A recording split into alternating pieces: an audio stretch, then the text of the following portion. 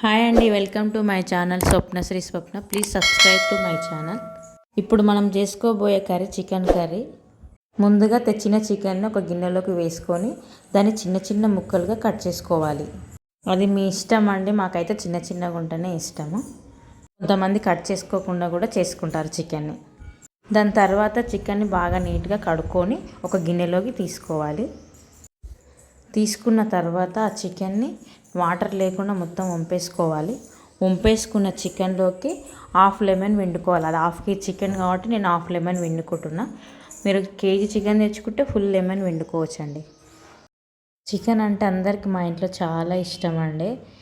Weekly 3 to 4 times అన్నా ఉంటుంది chicken maximum. తర్వాత పసుపు వేసుకోవాలి, ఉప్పు కూడా వేసుకోవాలండి.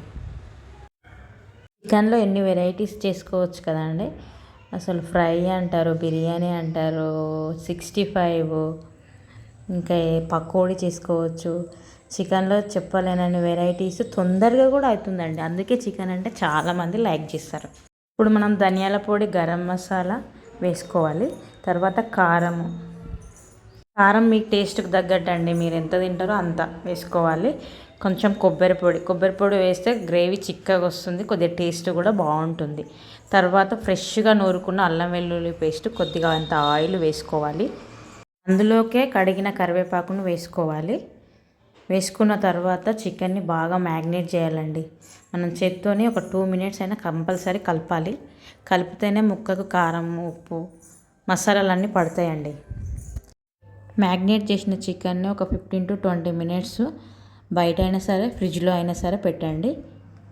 మీకు టైం లేకపోతే ఎంబడే కూడా చేసుకోవచ్చు, పర్లేదు. ఇప్పుడు మనము 2 or 3 ఆనియన్స్ చిన్న చిన్నవి తీసుకొని కట్ చేసుకోవాలి. అలాగే దాంతోపాటు 2 పచ్చిమిర్చి కూడా కట్ చేసుకొని పెట్టుకోవాలి. దాని తర్వాత కడాయిని పొయ్యి మీద పెట్టుకొని ఆయిల్ వేసుకోవాలండి. ఆయిల్ వేడెక్కిన తర్వాత ఆనియన్స్ వేయాలి. చికెన్ చిన్నపిల్లలు కూడా చాలా ఇష్టంగా తింటారు కదా అండి. ఎందుకో తెలియదు, అది ఎలా చేసినా కానీ టేస్టీగానే అవుతుంది చికెన్. కొద్దిగంతసేపు దాన్ని కలుపుకొని కొత్తిమీర, పుదీనా కడుక్కోవాలండి. కడుక్కొని కట్ చేసుకొని పెట్టుకోవాలి మనం పక్కకు. ఇందులో పెరుగు కూడా యాడ్ చేసుకోవచ్చండి, చేసుకుంటే ఇంకా బాగుంటుంది చికెన్. ఇంతకుముందు మనము చికెన్ మ్యాగ్నేట్ చేసుకున్నాం కదా, అందులోనే కొద్దిగా పెరుగు యాడ్ చేయాలి. చేసుకొని బాగా కలుపుకోవాలండి. ఇందులోకి కొత్తిమీర, పుదీనా వేసుకొని కలుపుకోవాలి. కలుపుకున్న తర్వాత కొద్దిగంత అల్లం వెల్లుల్లి పేస్ట్, ఇంతకుముందుకు మనం చికెన్ మ్యాగ్నేట్ చేసేటప్పుడు వేసుకున్నాము, మళ్ళీ ఇప్పుడు కూడా వేసుకోవాలి. వేసుకున్న తర్వాత చికెన్ని కూడా అందులో వేసుకొని బాగా కలపాలి. కలిపిన తర్వాత మూత పెట్టుకోండి.